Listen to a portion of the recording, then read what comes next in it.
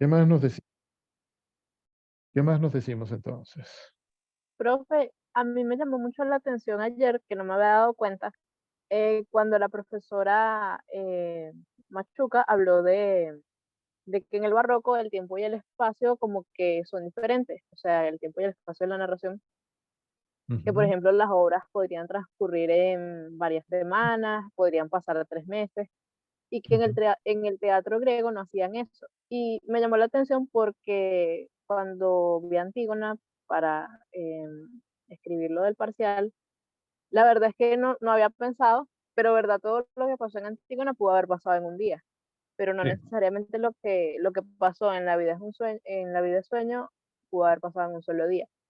Y eh, me llamó mucho la atención porque me di cuenta que el teatro griego era como más lineal ujú, y, y el barroco, a pesar de que obviamente no tiene, como usted decía, los mismos recursos de la narración que tienen los materiales audiovisuales, de que pueden cortar en una escena, o sea, como que el director es el que decide qué le muestra al espectador para que vea, ujú, sino que en el teatro el espectador siempre está viendo todo. ujú. Eh, es interesante esa parte o sea, me gustaría a mí saber cómo hacen en el teatro barroco para eh, mostrar todos esos tiempos de narración y los diferentes espacios y qué ha pasado, o sea, porque por lo menos en las películas ponen a veces 3 meses después o cosas así, cómo hacen en el teatro para mostrar esos saltos en el tiempo. Porque no, como no he visto las suficientes obras de teatro del barroco, pues no lo tengo muy claro. Entonces, si por favor me podría aclarar esta duda. En realidad, no creo que sea muy difícil, perdón, no creo que sea muy diferente en la actualidad, porque en el teatro, en el griego, en el barroco, en el actual, también se cortan las escenas, ¿no? Tú dices que el espectador siempre está viendo lo que está pasando. Sí, es verdad, pero mientras hay luz en el escenario, mientras la cortina no está cerrada, mientras también tienen recursos, no es que están totalmente desamparados. Es como el asunto del depredador y la presa, ¿no?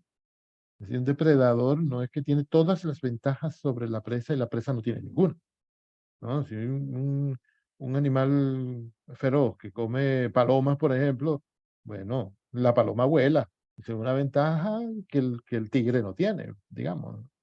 Es decir, siempre hay una ventaja que la potencial víctima puede utilizar para salvarse y no la tiene el depredador todas consigo. Y entonces en el teatro, en el barroco y en el de cualquier época, hay cortes en el tiempo que en Edipo son más claros que en Antígona, por cierto, porque esto de que el, el, el oráculo dice que el rey va a tener un hijo que lo va a matar. Eso también pasa en la vida de sueño.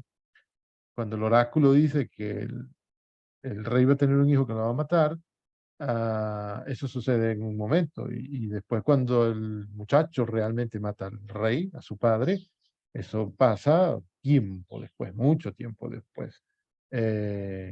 Y tiene que crecer el niño, ¿no? Por más joven que haya sido Edipo cuando mató a su padre, no era un bebé.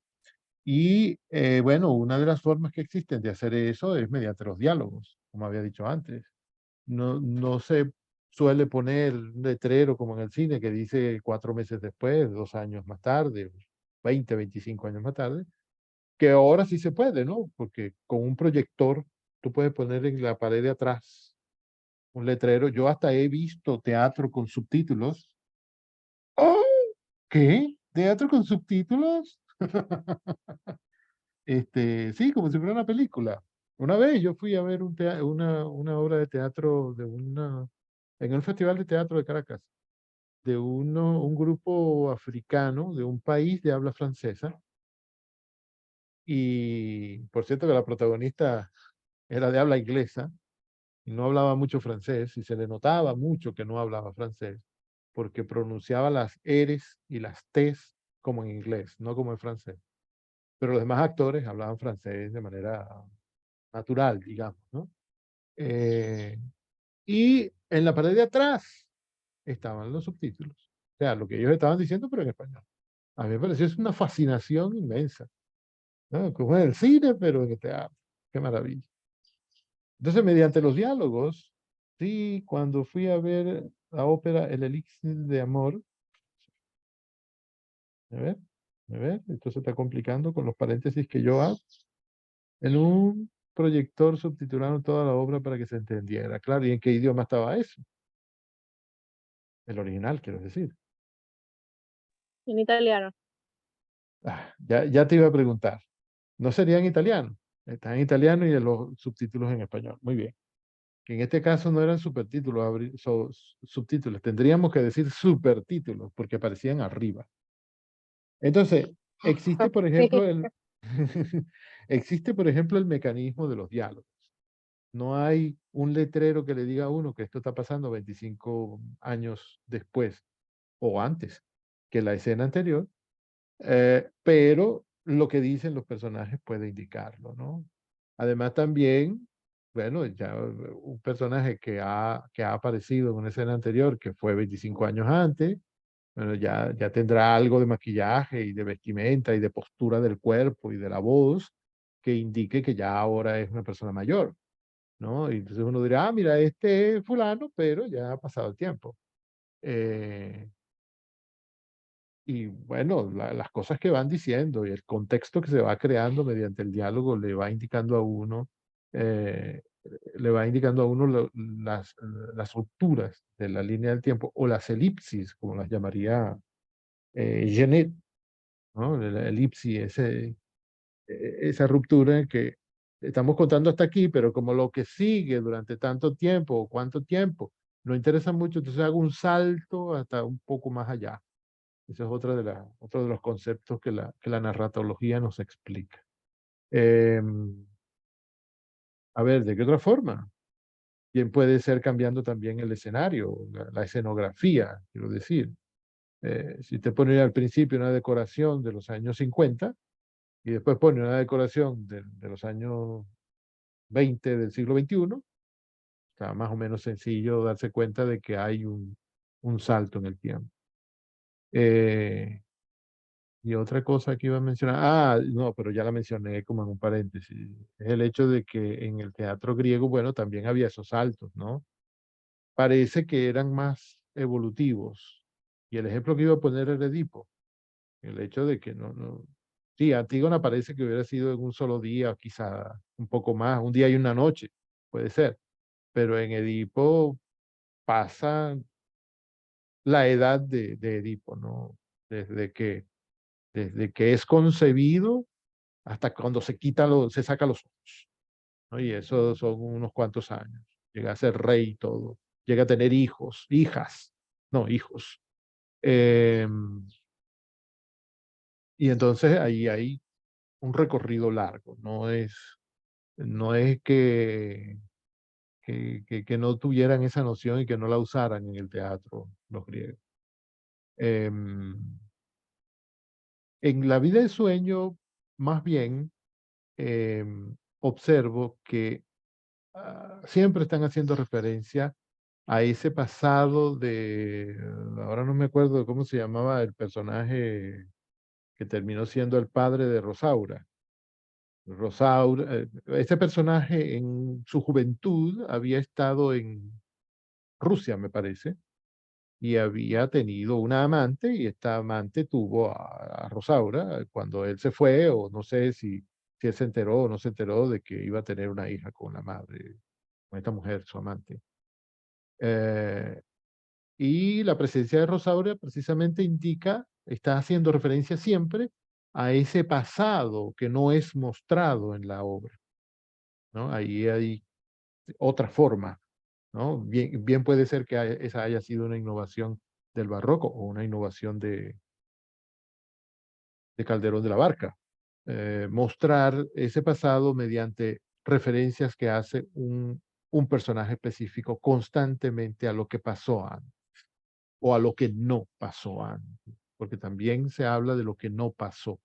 El personaje no se quedó, no se casó con su amante, no reconoció a su hija, no la conoció, no la educó, no la crió.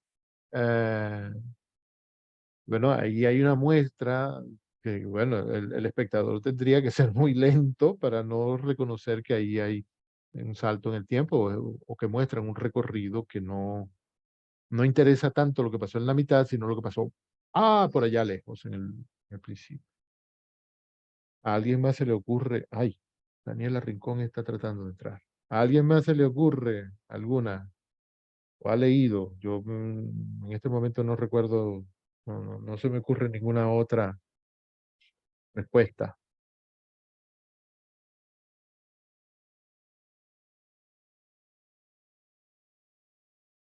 Hay en el teatro más moderno del siglo XX, por ejemplo, en Ionesco o en Becker, en Becker, no, Beckett es irlandés. Eh, Samuel Beckett es el autor de Esperando a Godot. Habrán oído hablar de Esperando a Godot.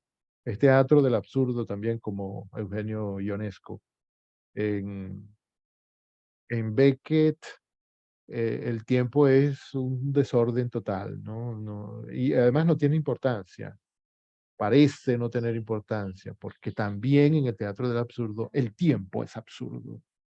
Todo es absurdo, bueno, el tiempo no podía ser razonable, ¿no?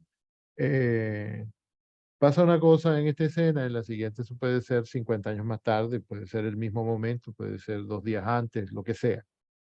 No tiene una gran contundencia, una gran relevancia cuánto tiempo ha pasado.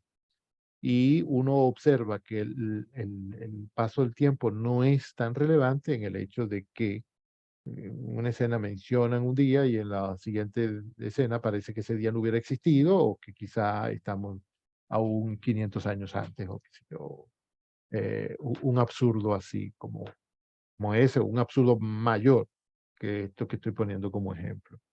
No me viene a la mente un ejemplo concreto de ninguna obra de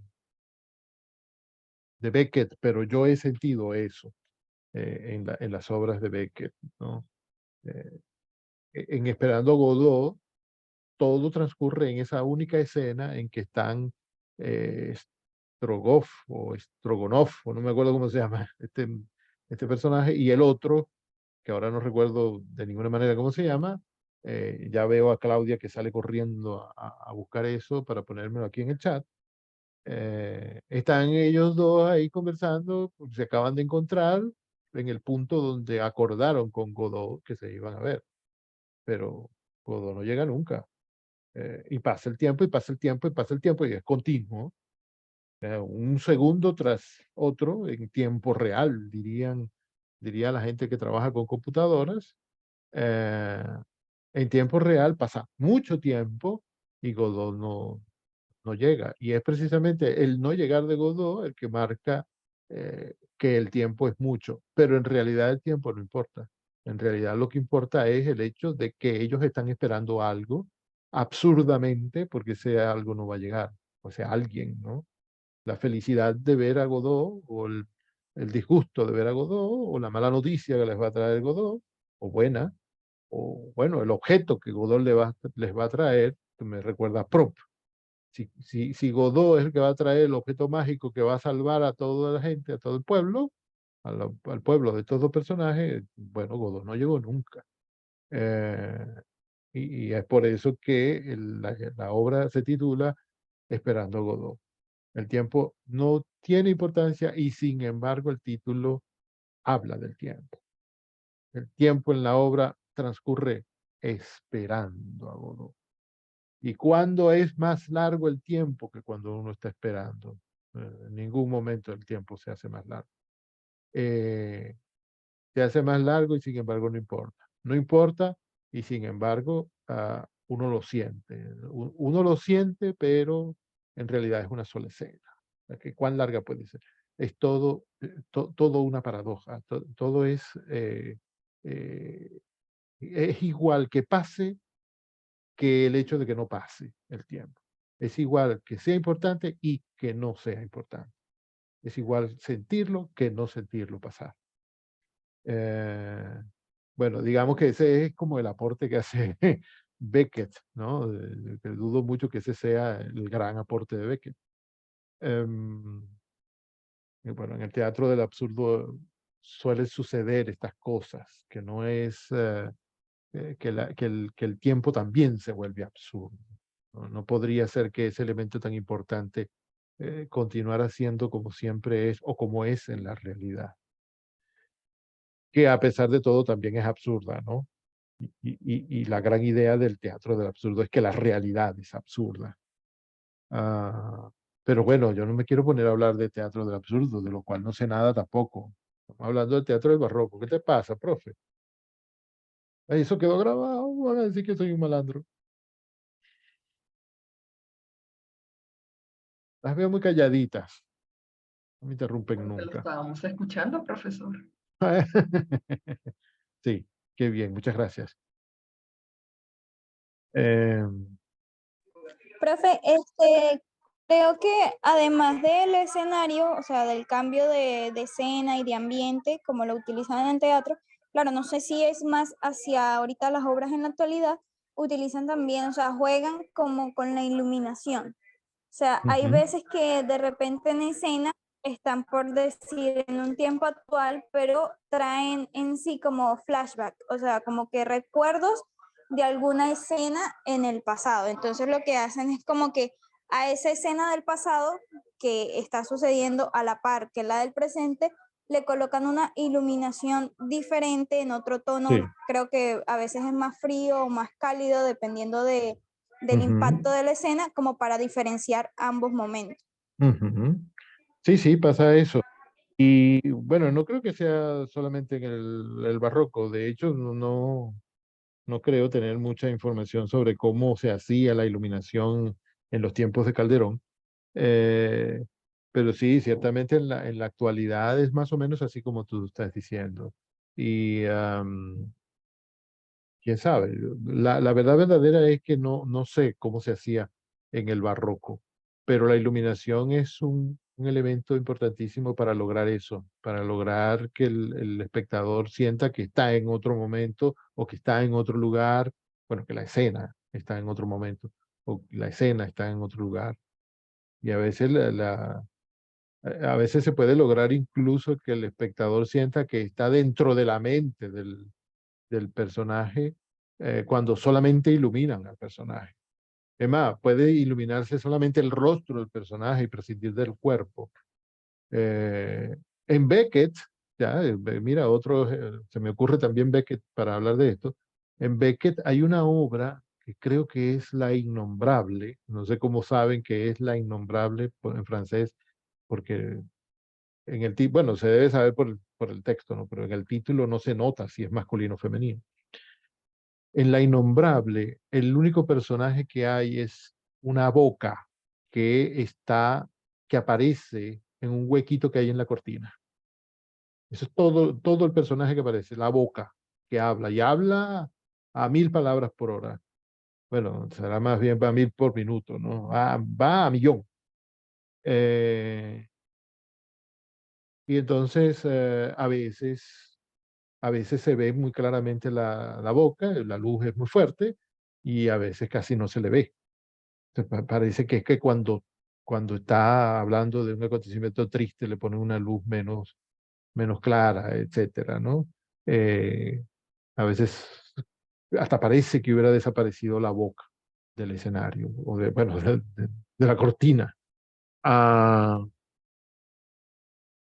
entonces sí, ciertamente, por lo menos en el teatro contemporáneo es así, pero no tengo idea de de cómo se hacía en el barroco o si se hacía.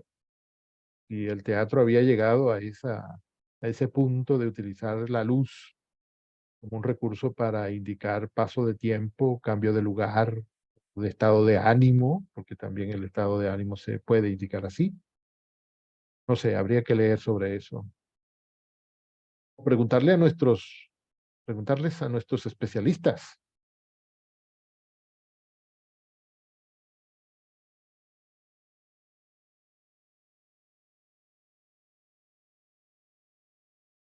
Hmm,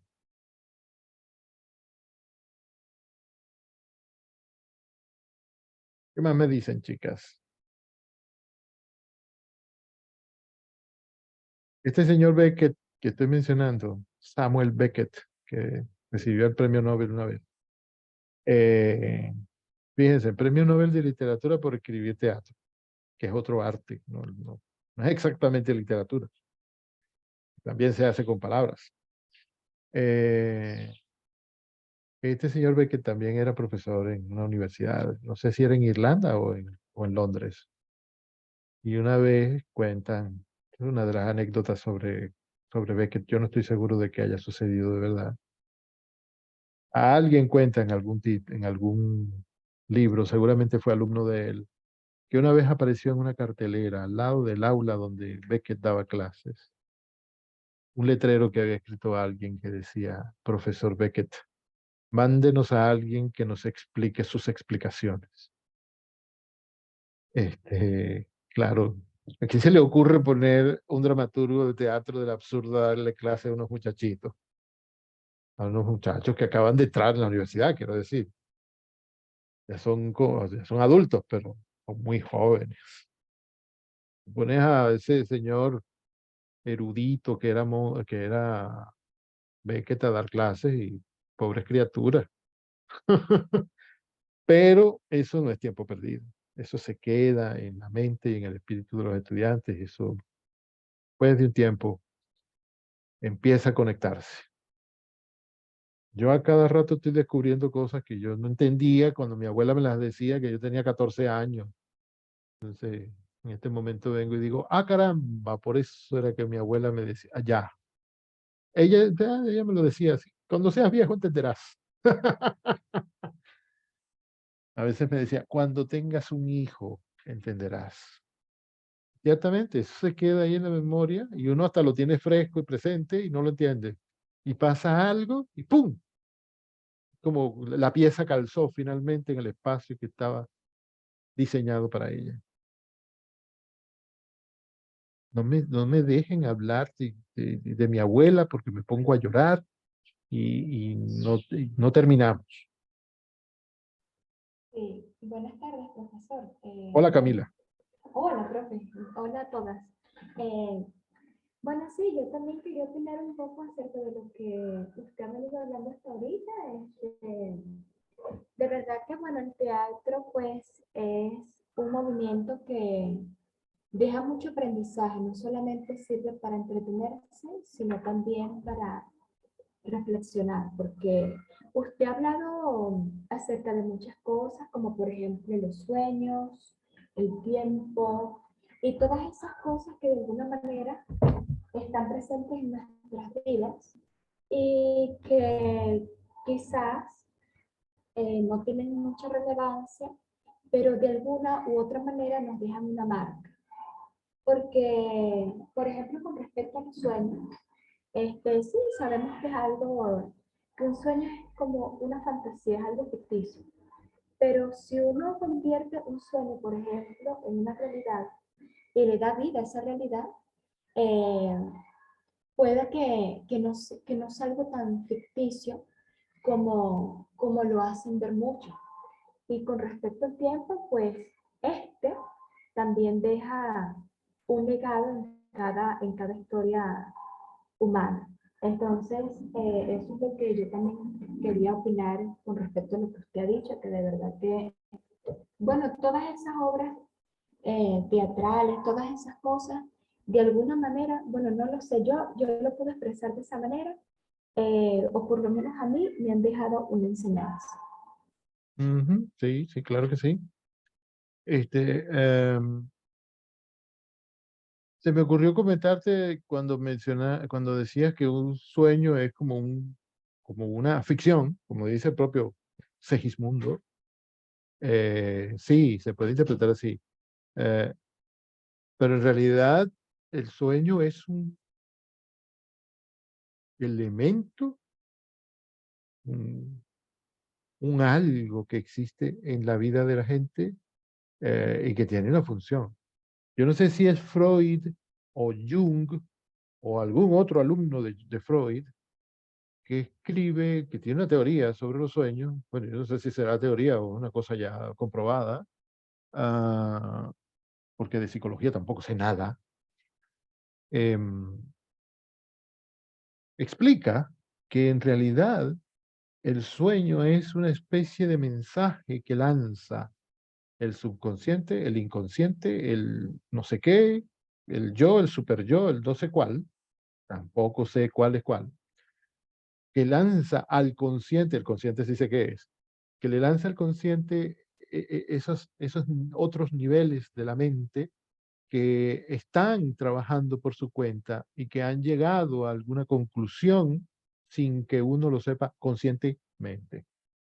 Entonces, cuando el consciente está dormido, cuando el consciente está descansando, ¿no? Cuando está como en piloto automático, digamos, normalmente cuando no está dormido, construye historias, construye imágenes, construye codificaciones, o esas imágenes están codificadas con cosas que el sujeto conoce, que el sujeto ha estudiado, elementos que el sujeto ama, que añora, que extraña, o que no conoce, o que ha visto alguna vez, pero que significan eso que el subconsciente, comillas, quiere expresar.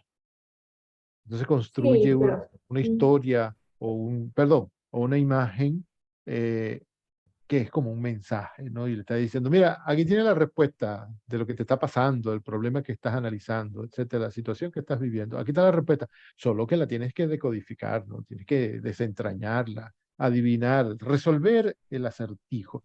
Existe esa teoría, sí, ¿no? sí, Dime, Camila. efectivamente es así, profesor. Lo que pasa es que, claro, todo también depende de cómo uno lo interprete, porque yo tengo claro eso, pero de repente hay muchas personas que expresan lo que yo ya comenté, que, ay, no, que un sueño es una fantasía o es algo así como que Sí, sí, sí, una imaginación y ya. Pero sí, este es efectivamente lo que usted dice, que siempre es una pequeña moraleja o un mensaje enviado por las circunstancias de nuestras vidas. Y sí, ese mensaje es transmitido por muchas cosas, incluyendo teatro, porque al final el teatro es una representación de lo que uno hace. O sea, solamente uno va a tomar un sujeto, una cosa, y la va a humanizar y va a reflejar aquí lo que uno siente, más nada. Pero eso es lo que se trata el teatro. Y a la sí. vez entonces, cuando uno pues transmite pues en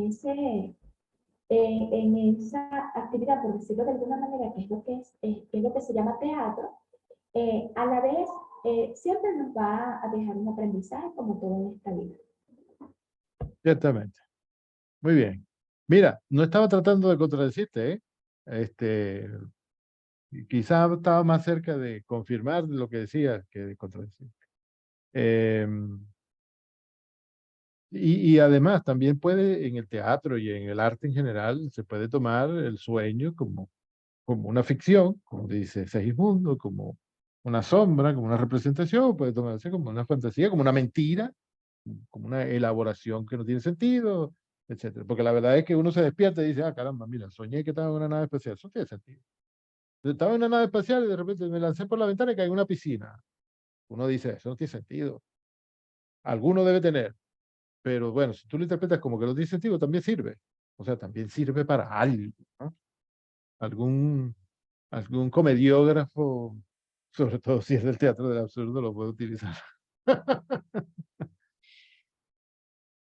Y también se puede utilizar como un mensaje codificado y que hasta pueda incluso ser claro lo que expresa la imagen o expresa el sueño extraño. Todas esas cosas que entran en el teatro para la conformación de una obra o en la poesía o en la narrativa, etcétera, en la pintura y en la escultura y en todas las artes, eh, todas esas cosas son tan profundas como el ser humano, porque en realidad todas tratan de eso, del ser humano. Una obra de teatro, una película, un cuento, un poema, son un, un pequeño fragmento que nos dice cómo es el ser humano. ¿Cómo es ese ser humano que escribió eso? Y cómo somos todos, porque al final todos somos iguales, a pesar de que todos somos diferentes. Pero como todos somos diferentes, hasta en eso somos iguales, en el ser diferentes. Y la literatura se dio cuenta de eso el día que el primer ser humano contó una historia. La literatura dijo, ah, sí, estos que son todos iguales, que se creen diferentes, van a empezar con tu historia. Ok, aquí voy yo a hacer de las mías.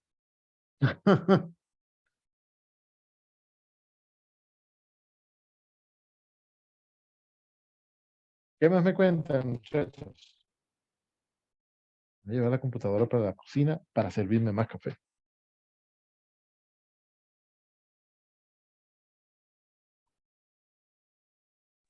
Profe, una pregunta, ¿puede explicar un poco mejor lo de la comedia del arte? Porque, o sea, no entendí muy bien que hay como unos personajes como que siempre aparecen, por ejemplo, el Arlequín y todo eso, pues entonces quisiera como entender un poquito mejor en qué consiste la comedia del arte. Ay, se está cortando, no entiendo, no oigo bien. Supongo que ahora hay gente que cuando no quiere contestar una pregunta o que no sabe la respuesta y le da pena admitirlo, entonces empieza a decir que se está cortando la comunicación y le echa a perder le echa la culpa a Sí. Zoom. Bueno, yo no le voy a echar la culpa a nadie. Yo de la comedia eh, italiana no sé casi nada. Es más, sé de la existencia del Arlequín y de Colombina y no lo supe por por la comedia italiana, sino por cuentos en los que aparecen personajes que se llaman Arlequín y Colombina. Pero te puedo prometer que te doy una información clara y es más, te grabo un video sobre el asunto cuando haya hecho las averiguaciones pertinentes. Buenísimo, profe. De todas maneras, una comedia, ok, de todas maneras, una comedia, eh, y desde la época de los griegos, una comedia en oposición a una tragedia, habla de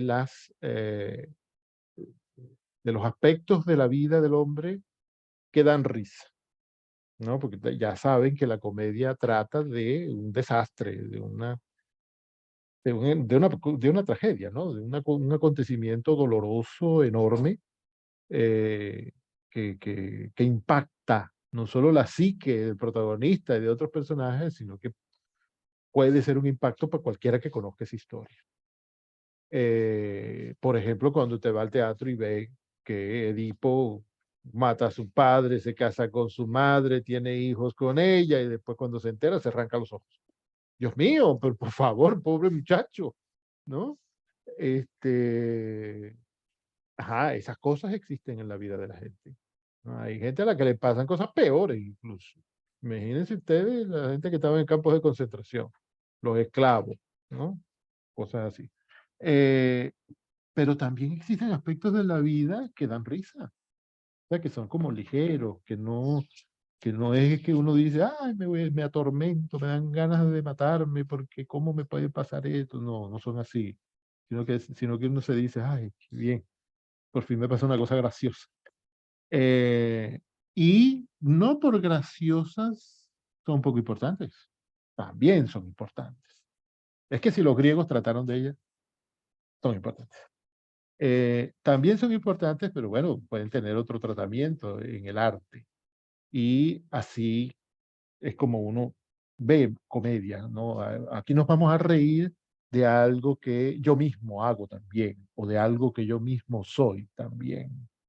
Pero hay que tener cuidado porque no es que te estás riendo porque es cómico y solamente es cómico. Eso también se puede ver seriamente. Em, y existe también la tragicomedia. ¿Y qué será la tragicomedia? Pues claramente es la combinación de las dos cosas, ¿no? Porque la vida entera tiene episodios de tragedia y tiene episodios de comedia. Uno se ríe y llora, ¿no? La vida no es solo llorar, la vida no es solo reírse, ¿no? Si fuera solo reírse, eso sería una tristeza grandísima porque, Dios mío, qué superficiales seríamos. Entonces, una comedia trata de hechos, acontecimientos en la vida de una persona que dan risa, ¿no? Y existen personajes típicos de la comedia, el bufón, por ejemplo, o el chistoso, el borracho, ¿no? El enfermo, el loco, el arlequín, ¿no?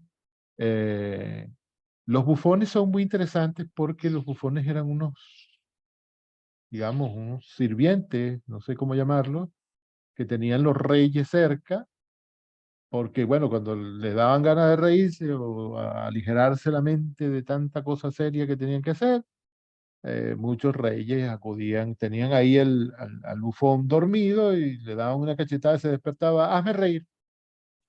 Y tenía que ponerse el bufón a hacer bufonadas, hacer payasadas para que el rey se riera y le contaba historias, y cantaba y tocaba, etcétera.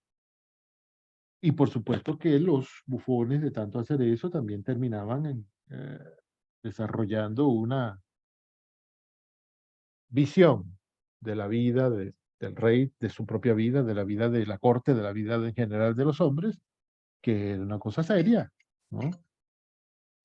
Porque hay siempre gente que me tiene que llamar cuando yo estoy dando clase. ¿Por qué no se corta? Bueno.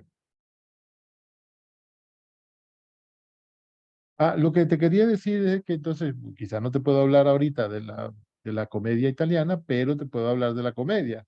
La comedia trata de esos eventos que son como risibles. Entran también en la vida y por tanto entran también en el arte, en el teatro. Por lo tanto, no debe uno tomarlas así como, no, esto es una cosa superficial, una cosa ligera, que sí lo es, pero se puede tomar